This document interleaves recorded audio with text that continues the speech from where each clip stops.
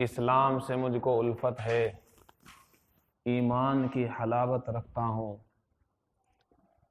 اسلام سے مجھ کو الفت ہے، ایمان کی حلاوت رکھتا ہوں۔ اسلام سے مجھ کو الفت ہے، ایمان کی حلاوت رکھتا ہوں۔ بو بکر و عمر، عثمان و علی، چاروں سے محبت کرتا ہوں۔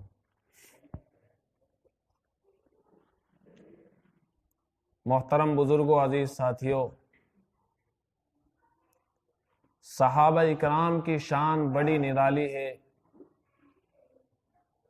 صحابہ اکرام کی عظمت بڑی نرالی ہے۔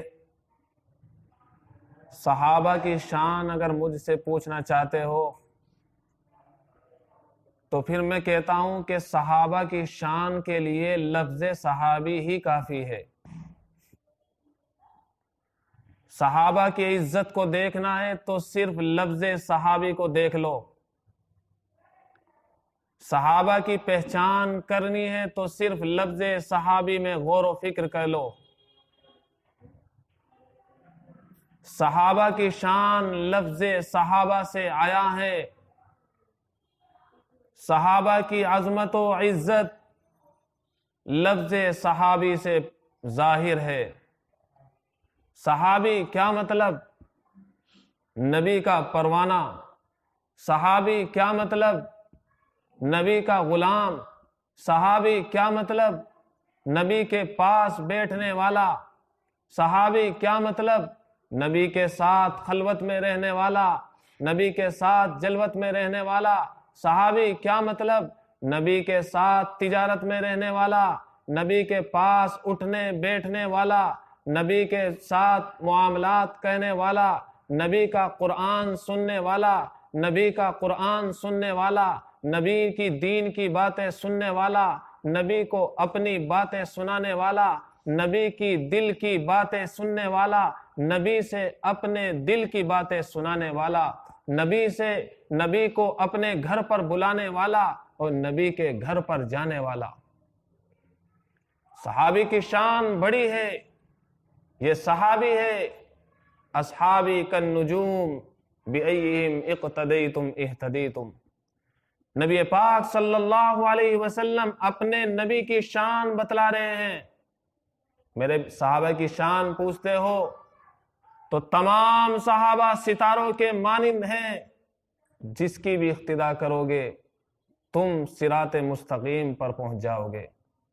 اہدنا الصراط المستقیم کا رٹے لگانے والوں، ہر نماز میں اہدنا الصراط المستقیم پڑھنے والوں، اگر سیدھا راستہ چاہیے، صراط مستقیم چاہیے تو میرے صحابہ ستاروں کے مانند ہے، جس کی بھی اقتداء کرو گے تم صراط مستقیم پا جاؤ گے۔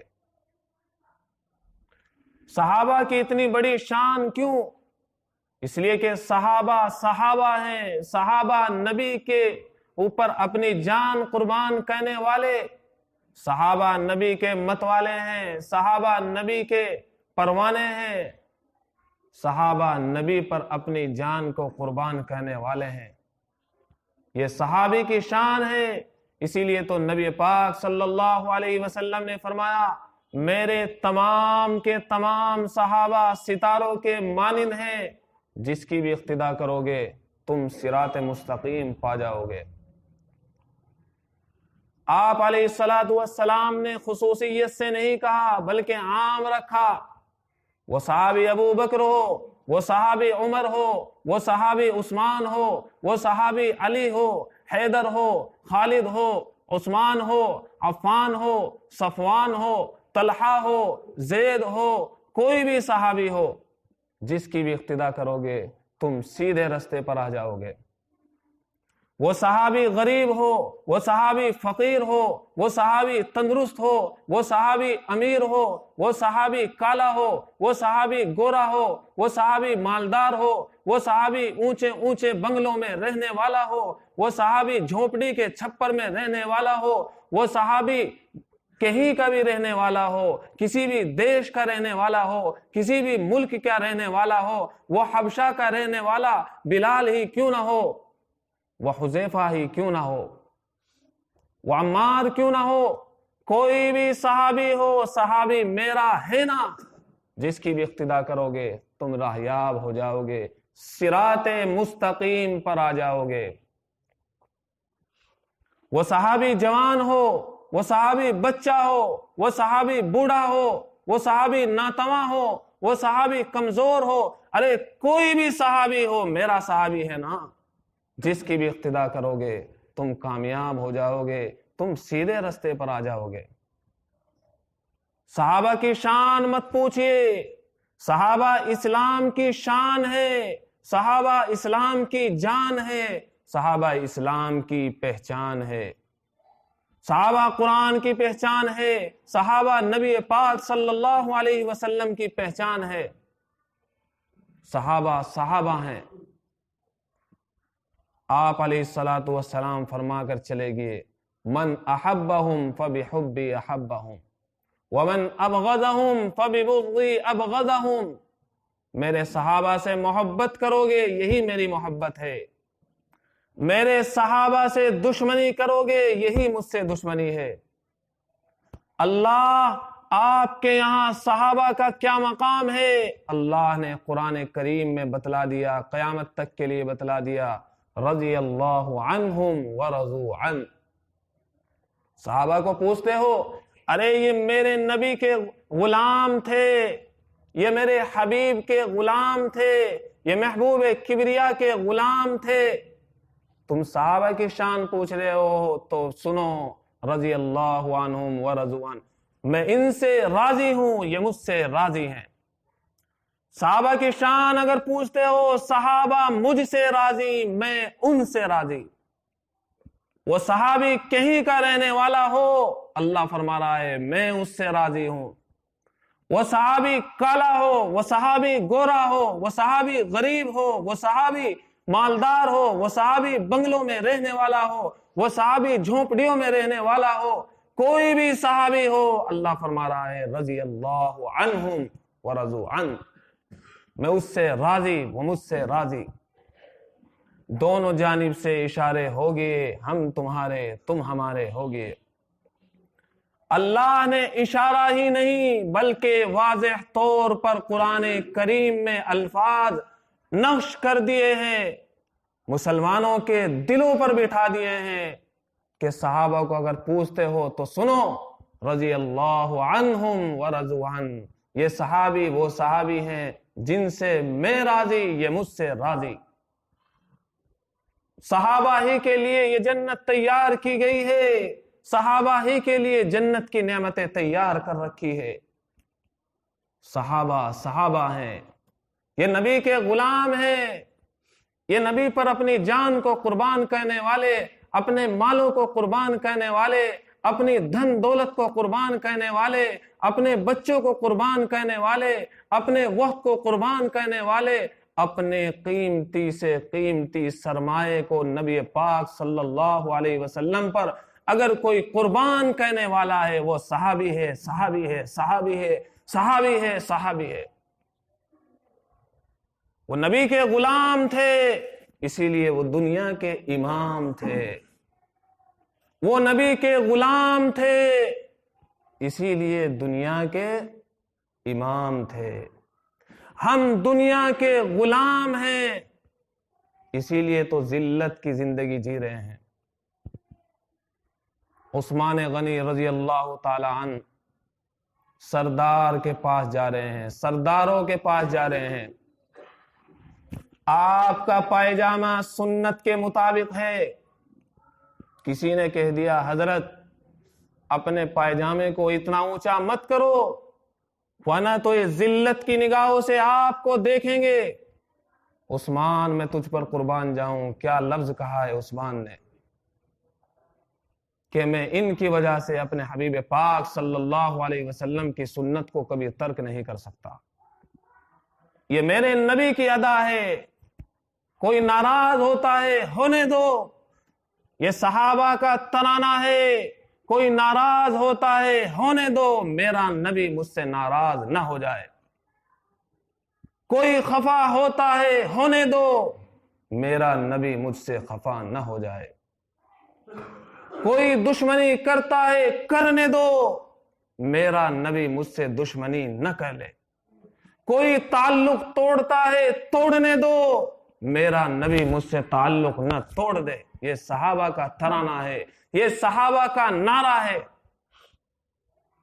ہمیں وہ ادا دیکھنی ہے جو ہمارے نبی کی تھی، ہمیں دنیا کو نہیں دیکھنا ہے۔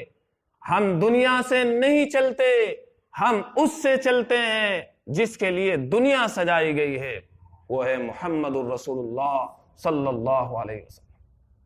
حذیفہ ابن یمان بڑا کمانڈر صحابی ہے، بادشاہوں کے دربار میں بلا لیا گیا۔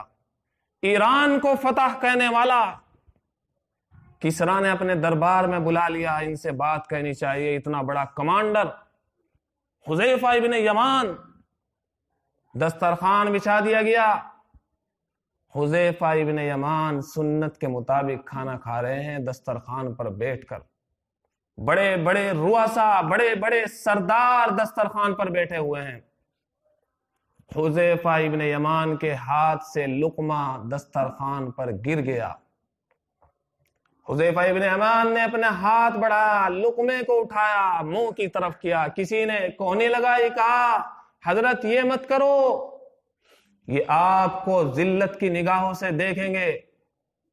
اتنے بڑے سرداروں کے دسترخوان پر آپ بیٹھے ہو، لقمہ گر گیا ہے، آپ اٹھا کر کھا رہے ہو، یہ آپ کو ذلت کی نگاہ سے دیکھیں گے، یہ تو ان کے ہاں ذلت سمجھی جاتی ہے۔ کیا فرمایا ہے حذیفہ ابن یمان نے؟ اترک سنت حبیبی لہؤلاء الحمقاء، کیا میں ان بے وقوفوں کی وجہ سے اپنے حبیب پاک صلی اللہ علیہ وسلم کی سنت کو چھوڑ دوں؟ ایسا ہو نہیں سکتا۔ اے مسلمانوں، آخر میں پیغام یہی دینا چاہ رہا ہوں، ہم ان بے وقوفوں کی وجہ سے آپ اتنی رسموں میں کیوں پڑ گئے ہیں؟ ہم انگریز بے وقوفوں کی وجہ سے آج نبی پاک صلی اللہ علیہ وسلم کی سنتوں کا جنازہ کیوں نکال رہے ہیں؟ یہ کھڑے ہو کر کھانا کیوں کھلایا جا رہا ہے؟ نبی پاک صلی اللہ علیہ وسلم نے بیٹھ کر کھانے کی جب تعلیم دی ہے، ان بے وقوفوں کی وجہ سے یہ ڈنگروں کی طرح کیوں کھانا کھایا جا رہا ہے؟ میرے نبی پاک صلی اللہ علیہ وسلم کو، اپنے نبی پاک صلی اللہ علیہ وسلم کو کل قیامت کے دن کیا منہ دکھاؤ گے؟ میں پوچھتا ہوں، کھڑے ہو کر کھانا کیوں کھلایا جا رہا ہے؟ کہتے ہیں کیا کریں، ہمارے بیٹے مانتے نہیں ہیں۔ ان اپنے بیٹوں کی وجہ سے آپ نبی پاک صلی اللہ علیہ وسلم کی سنت کا کیوں جنازہ نکالتے ہو؟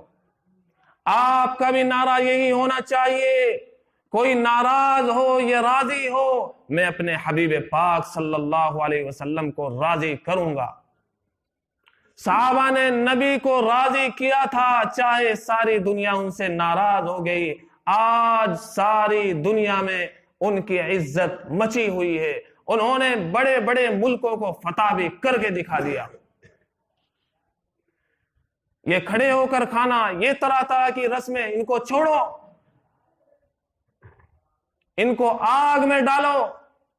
ایسی رسموں کو گندے کپڑے میں لپیٹ کر گندے نالے میں کیوں نہیں پھینکتے؟ یہ گندوں کی رسمیں ہیں، یہ اچھوں کی رسمیں نہیں ہیں، یہ بیوقوفوں کی رسمیں ہیں، یہ انگریزوں کی رسمیں ہیں۔ نبی پاک صلی اللہ علیہ وسلم کی سنتوں کو زندہ کرو مسلمانوں۔ کب تک نبی پاک صلی اللہ علیہ وسلم کی سنتوں کو چھوڑتے رہیں گے؟